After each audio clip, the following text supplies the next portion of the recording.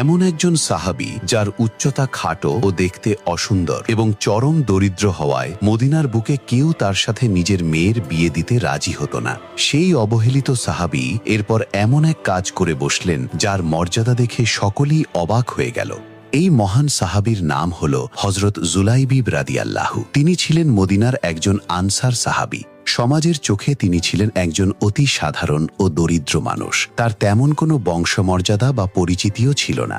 শারীরিক গঠন ও সামাজিক অবস্থানের কারণে মদিনার কেউ তার সাথে নিজেদের মেয়ের বিয়ে দিতে চাইত না।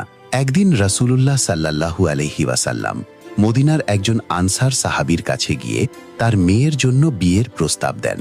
আনসার সাহাবী অত্যন্ত খুশি হয়ে সম্মতি দেন, কিন্তু যখন নবীজি জানালেন যে প্রস্তাবটি তিনি নিজের জন্য নয় বরং জুলাইবিবের জন্য নিয়ে এসেছেন, তখন সেই সাহাবী অবাক হয়ে যান এবং স্ত্রীর সাথে পরামর্শ করার কথা বলেন।